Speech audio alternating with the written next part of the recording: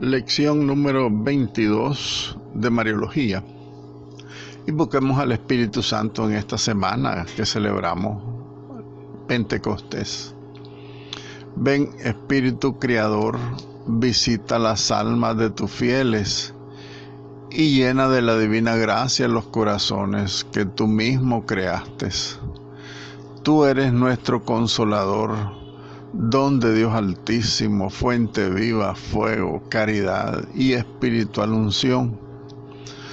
Tú derramas sobre nosotros los 7 dones. Tú, el dedo de la mano de Dios, tú, el prometido del Padre, tú que pones en nuestros labios los tesoros de tu palabra. Enciende con tu luz nuestros sentidos, infunde tu amor en nuestros corazones y con tu perpetuo auxilio fortalece nuestra débil carne. Aleja de nosotros al enemigo, danos pronto la paz. Sé tú mismo nuestro guía, y puesto bajo tu dirección evitaremos todo lo nocivo. Por ti conozcamos al Padre y también al Hijo, y que en ti, Espíritu de entre ambos, creamos en todo tiempo. Gloria al Padre, gloria al Hijo que resucitó y al Espíritu Consolador por los siglos infinitos. Amén. Bienvenidos, queridos hermanos, a nuestra lección número 22, posiblemente la penúltima.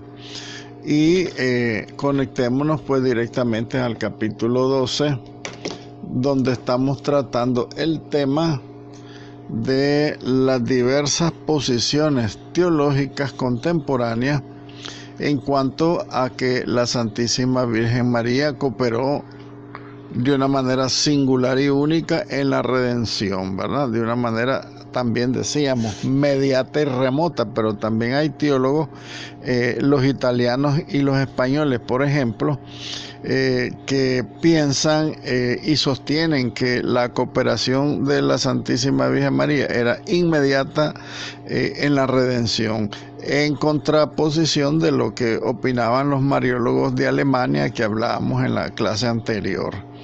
Entonces, dicen los mariólogos españoles e italianos que Dios decidió que la redención se ejecutara o se efectuara también por los méritos y las satisfacciones, en primer lugar de Cristo, y también por los méritos y las satisfacciones de la Santísima Virgen María. Según esta teoría de los mariólogos italianos y españoles, los actos de la Santísima Virgen María realizados durante toda su vida y de modo especial su presencia en el Calvario han sido eficaces también ellos por sí mismos en la redención. Y no solo para la aplicación de la gracia a los hombres, sino que también ella, asociada a la obra de su Hijo Jesucristo, ella actúa también como colaboradora de su Hijo Jesucristo en la redención del mundo, y por lo tanto no es algo accidental la corredención de María, la colaboración de María, la participación de ella, ¿verdad? Como medianera de todas las gracias, como corredentora, incluso como colaboradora, como cooperadora inmediata pues de la redención. Y esto no es accidental, sino que por designio divino es un elemento esencial para la redención, tal como Dios la ha querido realizar. Porque recuerden que cuando Dios, decíamos la clase anterior, que cuando Dios decide la redención del ser humano, incluye y toma en cuenta definitivamente también la misma participación de la Santísima Virgen María, siendo que su Hijo Jesucristo, por ser Dios, pues Él satisface totalmente para redimir a los hombres por sí mismo. Jesucristo es Dios, Él totalmente satisface, definitivamente que no hay duda de eso.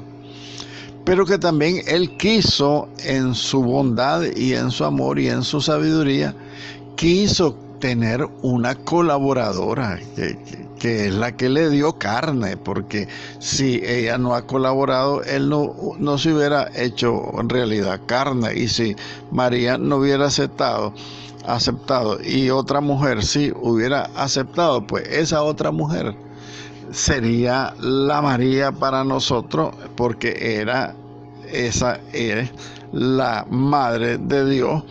Entonces recordemos que toda la influencia de la Santísima Virgen María en la redención es por su maternidad divina.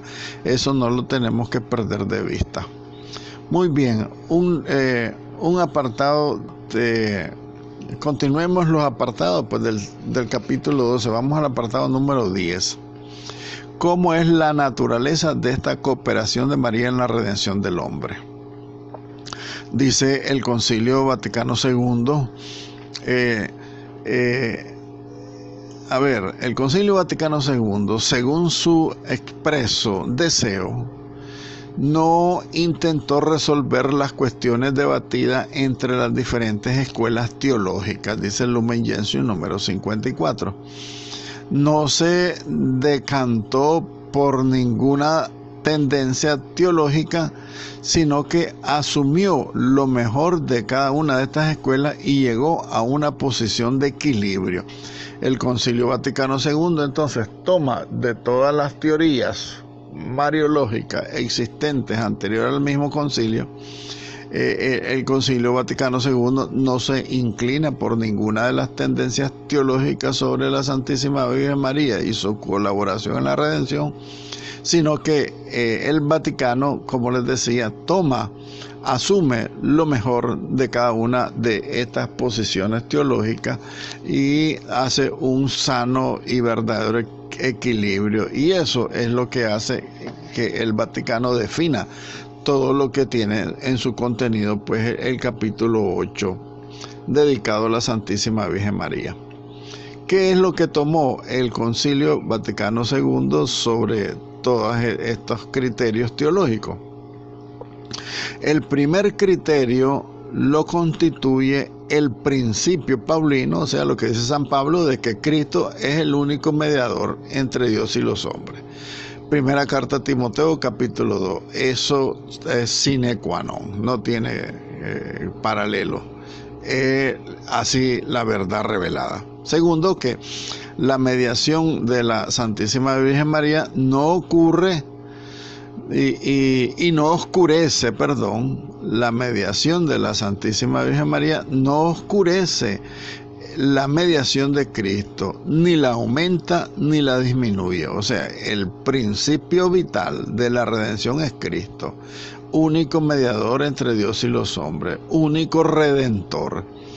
Y la mediación de la Santísima Virgen María no oscurece esa mediación de Cristo, esa redención de Cristo, no la aumenta ni la disminuye. Ese es otro criterio del Concilio Vaticano II. Tercero, que la mediación de María no es absolutamente necesaria. Estamos clarísimos de eso, que es nuestra doctrina. No es vitalmente, absolutamente necesaria la mediación de María. Pero proviene del querer divino, y eso no lo podemos quitar.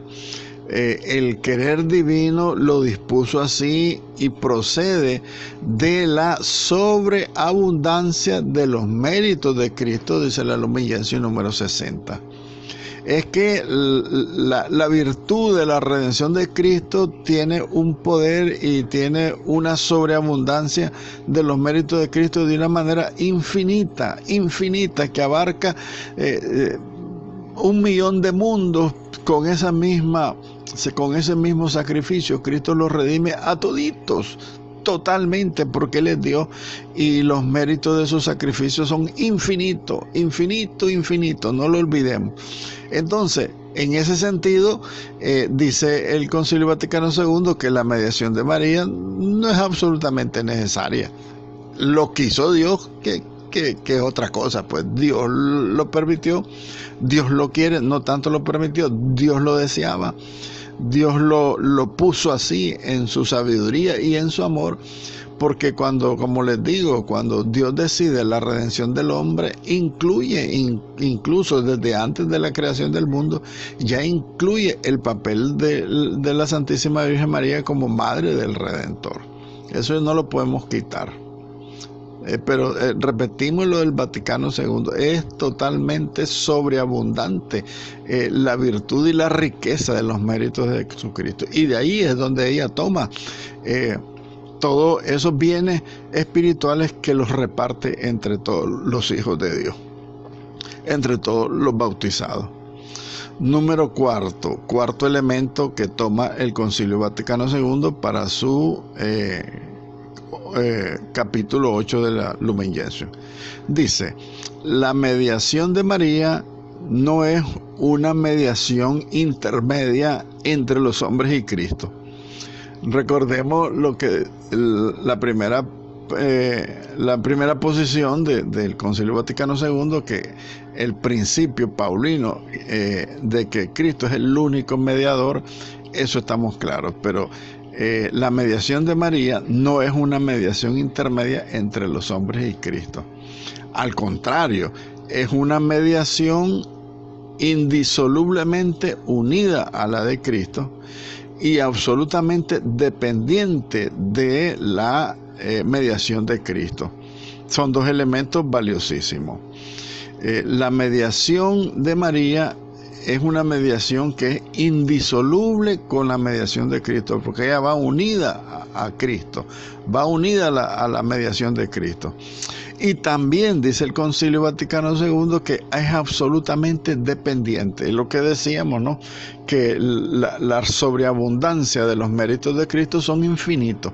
Entonces ella toma de ese tesoro de la redención y lo distribuye. Ella es absolutamente dependiente de Cristo, dice el Concilio Vaticano II, como también lo hemos dicho, que ella fue también redimida, pero el caso de la redención de María fue anticipado, es único y exclusivo para ella, que es otra prerrogativa hermosísima que tiene pues la Santísima Virgen María. Otra posición de equilibrio del Concilio Vaticano II dice que la cooperación de María en la obra de la redención es diversa a la de las demás criaturas. Es una cooperación eminente y singular, porque es que la intercesión de los santos y de los ángeles también, ellos en la comunión de los santos, ellos nos ayudan a nosotros intercediendo por nosotros ante Dios, ahí en el cielo. Pero dice el concilio entonces que la cooperación de María es diferente a las otras intercesiones de las demás criaturas, de los ángeles y de los santos, porque la de ella es una cooperación inminente y singular, o sea, es la que tiene como en primer orden. Ella es la primera dispensadora de todos los bienes de la redención. Ahora bien, la cooperación de María a la redención, por lo tanto, aunque querida por Dios, es, sin embargo, secundaria, es dependiente y por sí misma insuficiente, y también hipotéticamente es necesaria, ¿verdad? Estos cuatro elementos están bien lindos, como lo señala así el Concilio Vaticano II, que denme un chance que quiero marcarlos, porque vamos a hacer una reflexión de cada uno de ellos. Entonces, dice el concilio que la cooperación de María en la redención, aunque haya sido querida por Dios, sin embargo es secundaria. Eso es lo primero, ya que la salvación de los hombres no se puede atribuir de igual manera a Cristo y a María. A aquel principalmente se le atribuye a Cristo y a María de una manera secundaria, ¿verdad? ¿Por qué? Porque ella repetimos nuevamente, toma del tesoro infinito de los méritos de Cristo para distribuirlo. Ella es como la colaboradora de Cristo para que ella colabore, coopere con Él, así como cooperan todos los ángeles y los santos, pero ella de una manera eminente en la distribución de las gracias de la redención de Cristo. En segundo lugar, la mediación, la cooperación de María es dependiente, depende totalmente de Cristo, porque la eficacia de las acciones de María se basa en los méritos de Cristo y de ellos depende intrínsecamente, o sea, de una manera ontológica, ella está también inserta dentro de los méritos de Cristo y ella toma de los méritos de Cristo para ella y para todos los hijos de Dios bautizados, los hijos de la iglesia. Otro elemento es que por sí misma la mediación, la cooperación de María en la redención es insuficiente, ya lo decíamos, pues las acciones de Cristo son de valor infinito, ¿verdad? Y sobreabundante para satisfacer a la justicia divina. Y las acciones de María no añaden nada intrínsecamente, ningún valor a los méritos y a las satisfacciones de Jesucristo, Hijo de Dios. Dios es infinito, es el que tiene la plenitud de la gracia. Y ella por sí misma, entonces, por lo tanto, su cooperación es insuficiente. Tienen que estar unidas a Cristo, porque Cristo es el que le da valor infinito y sobreabundante para satisfacer, miren qué interesante, dice el Vaticano II, para satisfacer en primer lugar la justicia divina. Lo que pasa es que con el pecado, nosotros todos juntos no podíamos satisfacer esa justicia divina que reclamaba la respuesta del hombre para salir de la esclavitud del pecado y de la muerte. Adán y Eva, cuando pecaron, después ya fue imposible que ellos por sí mismos pudieran salir de esa situación de pecado, y solamente Cristo, que tiene poder infinito, es el que vino a dar su vida, vino a morir, vino a ser obediente, porque la obediencia de Cristo es la que satisface la justicia divina. ¿Por qué? Porque la justicia divina reclamaba una satisfacción de la desobediencia de Adán y Eva. Entonces, solamente Cristo pudo hacerlo. Por esa razón, nosotros tenemos que sostener que el valor infinito y sobreabundante de los méritos de Cristo son lo único que satisfacen esa justicia divina mancillada por el pecado del hombre. Solamente Cristo lo pudo hacer.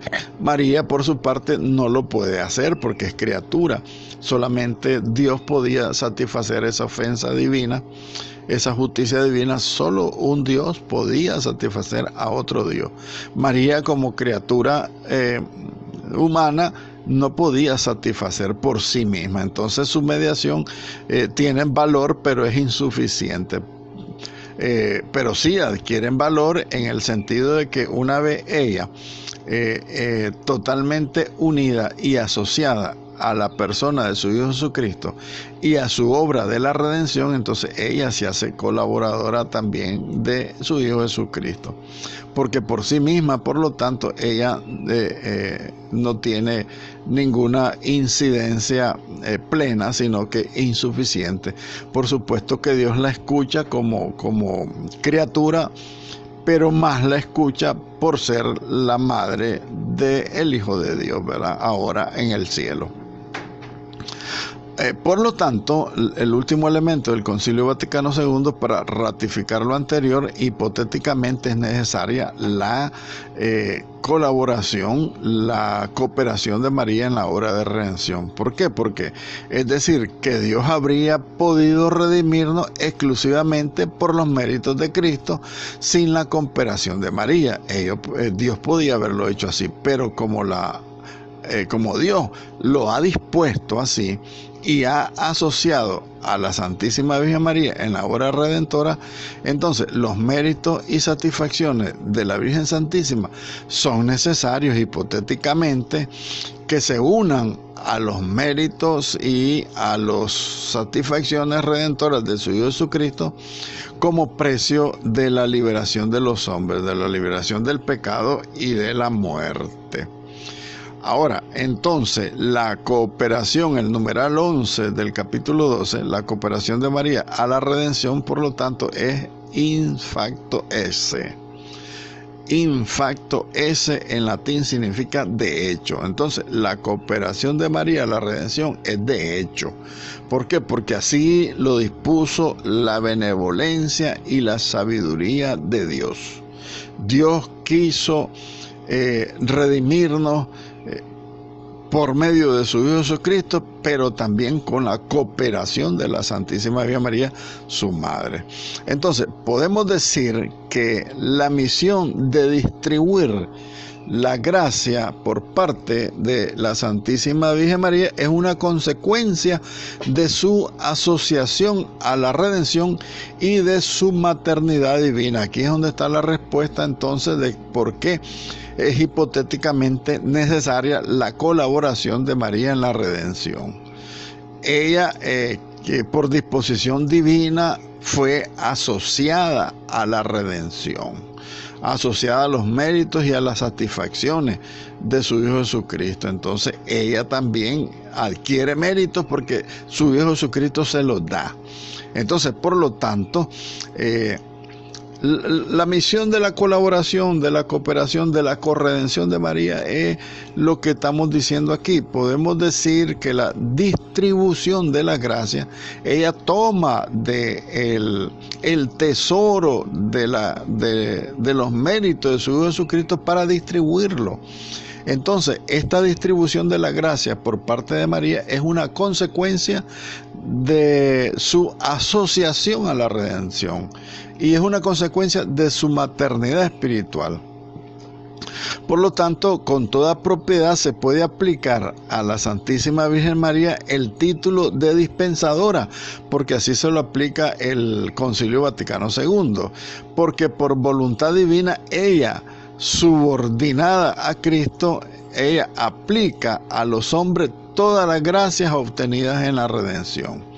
María, por lo tanto, ejerce una cierta causalidad de la dispensación de la gracia, o sea que la gracia las da Cristo, las pone a disposición nuestra, pero ella tiene, por su maternidad espiritual, tiene una misión especial de que ella va a ser la causa de la dispensación de toda la gracia. ¿Por qué? Porque todos los santos y los ángeles lo que pueden hacer es interceder nada más por nosotros, mientras que ella causa, ocasiona, quiere decir por su dignidad de madre del rey, de la reina madre, ella adquiere una dignidad para que su intercesión sea totalmente eficaz. Por eso la coronación de María que reflexionábamos en las clases anteriores es para esto, para que tuviera ella ese rango de reina de todo el universo y con ese rango pudiera ser ella la causa de la dispensación de toda la gracia. No sé si me hago entender, pero esta cosa es tan hermosa y tantas palabras que lo explican que a veces rayo en la repetición, pero yo creo que vale la pena, ¿verdad? Algunos teólogos ven en la mediación de María como una ayuda de la Santísima Virgen María por medio de su oración, de su intercesión y en la impetración de la gracia, ¿verdad? Como lo hacen los demás santos, pero en grado eminente. Otros teólogos afirman que la Virgen Santísima interviene en la distribución de la gracia de forma mediata, decían los teólogos españoles e italianos, de forma también inmediata, porque ella ha engendrado a Cristo, autor de toda la gracia. Ella es la mamá del autor de toda la gracia. Sin embargo, más bien la mayoría de algunos autores sostienen que María distribuye toda la gracia a los hombres de un modo directo e inmediato, que este es un elemento pues que a mí me causa mucha satisfacción al ver que no es una cooperadora mediata, o sea, de segundo lugar, sino de primer lugar. Su intercesión, su colaboración es inmediata por la misma realeza y por la misma maternidad espiritual que Cristo le concede en la cruz. Y esto lo piensan la mayoría de los teólogos, mariólogos, ¿verdad? Que María distribuye toda la gracia a los hombres de un modo directo e inmediato, y por eso el culto a la Santísima Virgen María tiene que ser especial de parte de nosotros, como dice el Papa Pablo VI en la Marialis Cultus, que la devoción a la Santísima Virgen María debe ser un elemento cualificador de la calidad del cristiano. Un buen cristiano va a ser mejor cristiano en la medida que el culto a la Santísima Virgen María sea fuerte, grande y sin ningún defecto. Muy bien, ¿qué dice la doctrina del Magisterio sobre esta cooperación de María a la redención de los hombres?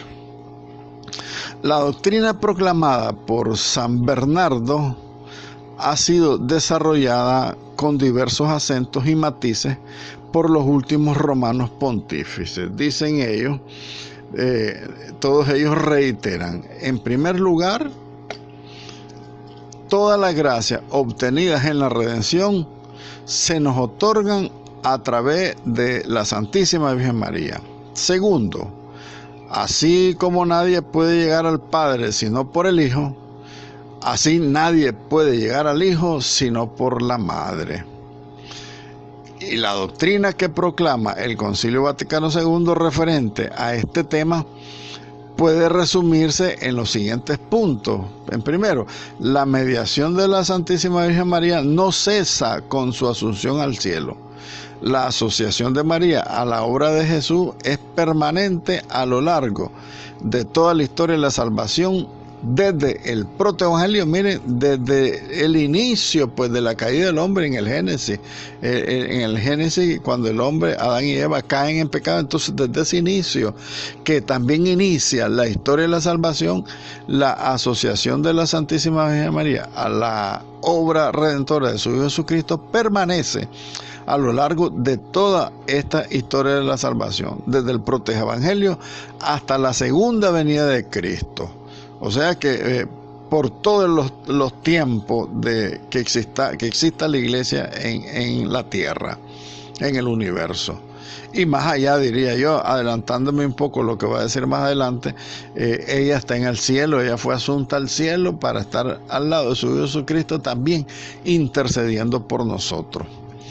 En segundo lugar, dice los pontífices, ¿verdad? Y el Concilio Vaticano II, que su mediación es integral, es total, pues nos consigue no solo alguna gracia, sino los dones de la salvación eterna, y con su amor materno coopera a la regeneración y a la formación de todos los fieles.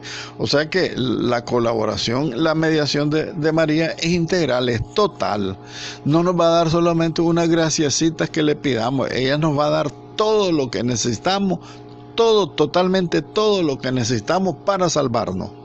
Todo lo que necesitamos, y con su amor materno también, al colaborar en la salvación de todos nosotros, también ella coopera en la regeneración y la formación de todos los fieles. O sea, que por el bautismo se hacen hijos de Dios, y todo lo que se hacen hijos de Dios por el bautismo tienen en el amor materno de María una intercesión para que no pierdan su bautismo todos los hijos de Dios que han sido elegidos pues para la salvación, como dice el libro de los Hechos de los Apóstoles, ¿verdad? Acuérdense que dice los Hechos de los Apóstoles, y se iban uniendo, dice, al grupo de la iglesia naciente todos los que se iban a salvar, y ahí ya estaba la Santísima María intercediendo. Muy bien. Un tercer elemento del Vaticano II y de los romanos pontífices dice que esta mediación mariana es subordinada a la mediación de Cristo. Esto estamos claros. Cristo es el elemento esencial y sobreabundante y suficiente para la redención. Entonces la mediación de María está subordinada a la intercesión de Cristo, la mediación de Cristo, a la redención de Cristo. Ahora bien, la asociación permanente y singular de María en la obra de la salvación de su Hijo Jesucristo es totalmente dependiente y subordinada respecto al único mediador entre Dios y los hombres, que es Cristo, ¿verdad? Entonces aquí no hay donde perderse, hermanos. Aquí está clarísimo. Es corredentora, totalmente subordinada al Redentor, que el único Redentor es Cristo. Y ella toma para la distribución de toda esa gracia del tesoro infinito de los méritos de la redención de Cristo para distribuirlo. Esa es la definición sencilla, pues, de toda esta asociación que tiene la Santísima Virgen María de una manera singular en esta obra de la redención de su Hijo Jesucristo. Ahora bien, el Papa San Juan Pablo II, en continuidad con el Concilio Vaticano II, desarrolla en su abundante catequesis, que la catequesis del Papa Juan Pablo II es hermosísima, de todos los temas toca el Papa. Entonces, en la riqueza de sus catequesis, toca las diversas fases de esta doctrina, ¿verdad? También el Catecismo de la Iglesia Católica repetirá toda esta doctrina mariológica de la Lumen Gentium, principalmente en el capítulo 8. Muy bien, decimotercer apartado del capítulo 12, titulado Fundamentos Teológicos de la Dispensación Mariana de las Gracias, en la página 96 para los que siguen.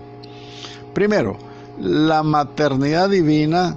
Segundo, por su cooperación en la redención. Y tercero, por su maternidad espiritual.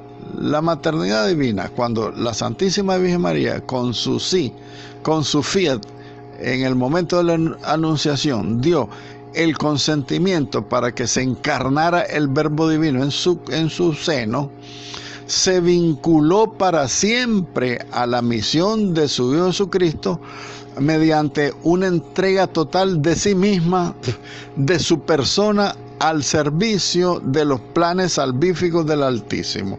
Se entregó totalmente a la obra de su Hijo Jesucristo, engendrado en ella. Ahora bien, este hecho clave de ser madre del Hijo de Dios significa, desde el comienzo, un estar abierta por entero a la persona de Cristo, a todo su ministerio, a toda su misión. Entonces, a través de ese amor fervoroso que apunta a lograr junto con Cristo el restablecimiento sobrenatural de las almas, la Santísima Virgen María ha entrado de una manera totalmente personal y única en la única mediación entre Dios y los hombres, en la mediación del hombre Jesucristo, que es el Hijo de ella.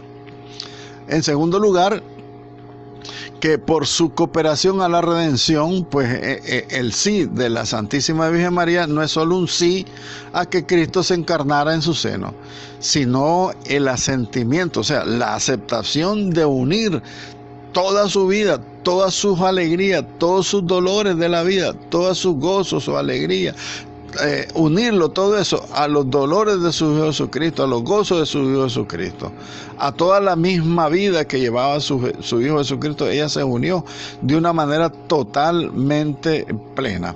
Ahora bien, si María cooperó directa y activamente en la redención, debe cooperar también personalmente y directamente en la distribución de las gracias obtenidas por esa redención de su Hijo Jesucristo.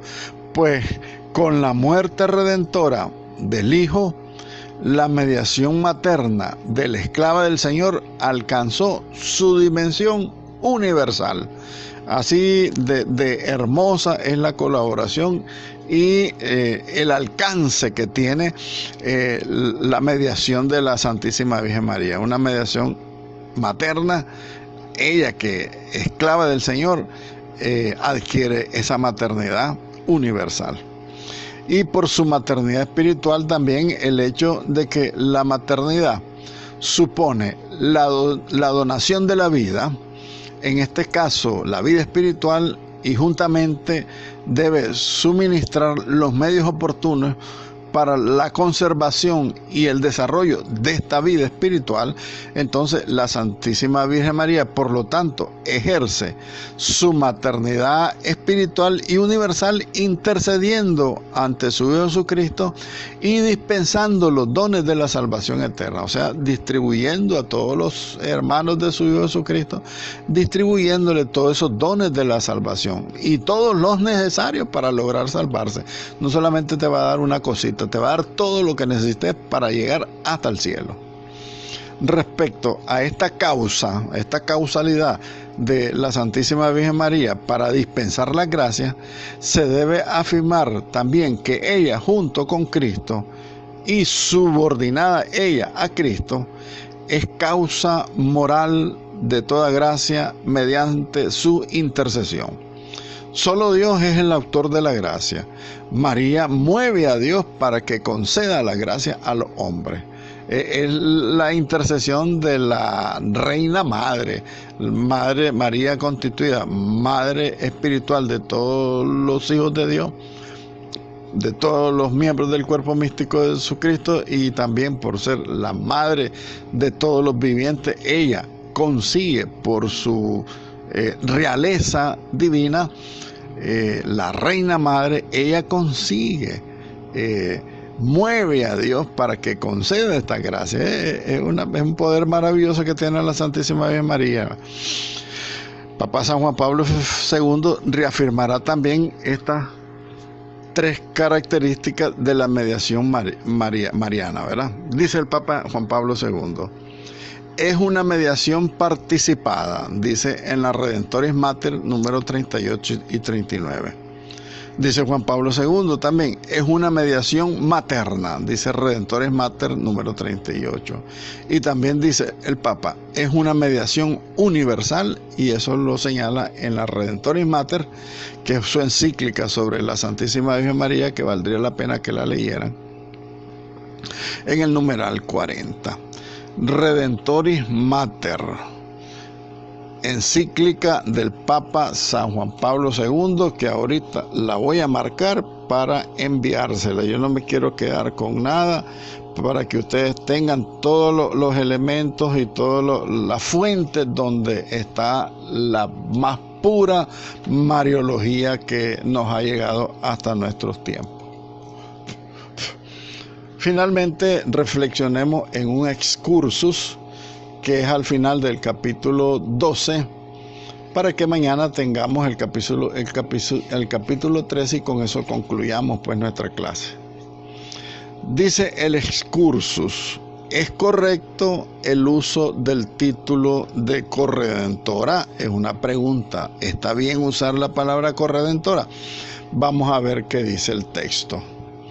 Como se ha visto por extenso en esta reflexión teológica de María, la cooperación de la Santísima Virgen María en la obra de la salvación se hace presente en primer lugar por su participación en la encarnación, es decir, por su maternidad divina, aceptada de una manera consciente y libre con su fiat en la anunciación. Ahora bien, más tarde esta participación activa y consciente de María se extiende a su presencia en el Calvario, al pie de la cruz, ella compadeciéndose, es decir, aceptando también con un sí silencioso el sacrificio de su Hijo Jesucristo, porque no es fácil. Cualquier mamá que ve a su hijo crucificado empieza a renegar y a decir, ¿por qué, Dios, me lo están matando a mi hijo?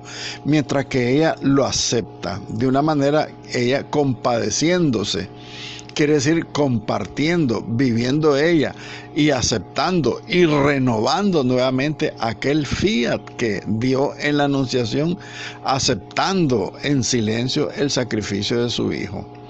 Ahora bien, esta aceptación dio pie en primer lugar a que se designara a la Santísima Virgen María como redentora, ¿verdad?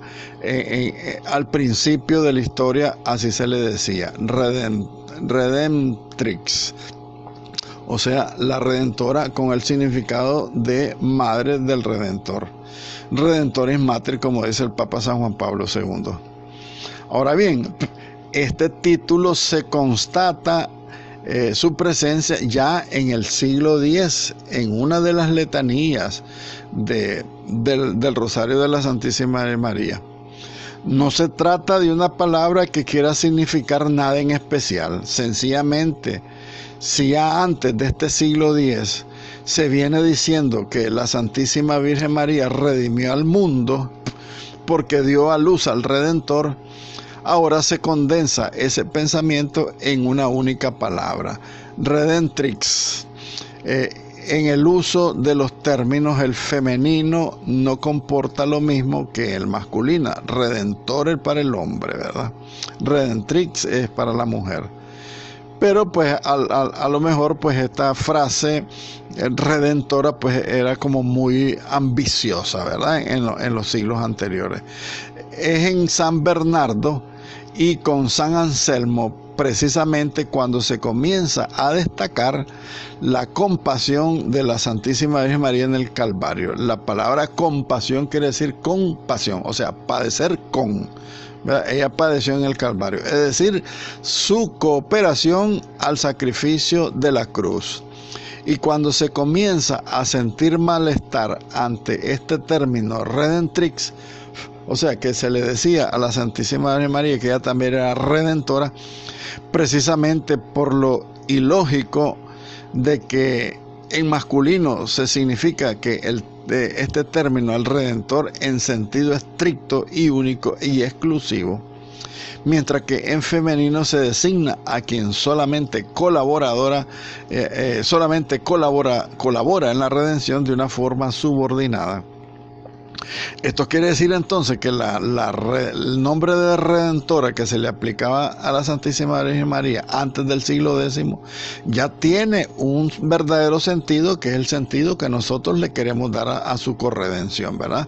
Una redención subordinada de la redención de su Hijo Jesucristo, que es exclusiva, única y totalmente absoluta, la de su Hijo Jesucristo. Entonces, se pasa así del término redentrix al término de corredentrix, que indiscutiblemente se inspira en los conocidos textos de San Pablo, en que se habla de conmorir con Cristo y de corresucitar con Él. ¿Recuerdan ese texto de San Pablo? Dice San Pablo: si morimos con Cristo, resucitaremos con Él. Quiere decir que nosotros también podemos morir con Cristo para colaborar con Él en la redención del mundo. Y también podemos resucitar con Él, porque si hemos sido constituidos por el bautismo en su cuerpo místico, el cuerpo de Cristo también debe de resucitar. También ese mismo sentido tiene en esta frase aplicada a la Santísima Virgen María el término de corredentrix, ¿verdad? O sea, corredentora. Ahora bien, el texto más antiguo conocido es el llamado Himno de Salzburgo, en el que se evidencia la dimensión teológica que se le otorga. Tu compasa redentori, tu corredentrix fieres. De la compasión se ha pasado a la corredención, en un intento, además de mostrar la participación de la Santísima Virgen María en la obra de Cristo, su Hijo, preservando al mismo tiempo la verdad de que Él es el único Redentor. Fíjense que la Iglesia en ningún momento se ha equivocado entonces al llamar a la Santísima Virgen María con el título de corredentora, porque la Iglesia siempre que lo dice da su explicación. Es una corredención subordinada al único redentor del hombre. Entonces, a lo largo de la historia, el uso del término corredentora se mantendrá en un discreto plano hasta en 1904, ya en el siglo X, del siglo XX, en el que se convierte en el centro del debate en torno a la participación de la Santísima Virgen María en la obra de la redención, suscitando por un lado aceptaciones y por otro lado rechazo. Fíjese que en nuestra época contemporánea que se da el problema de 20 siglos para atrás nadie tuvo problema porque todo el mundo entendió el papel corredentor de la Virgen María de una manera totalmente subordinada a la redención de su Hijo Jesucristo, único redentor del hombre. Es entonces a partir del 1904 que se empiezan a dar los problemas. Miren ustedes qué ridículo las cabezas calientes que tenemos los modernos, ¿verdad?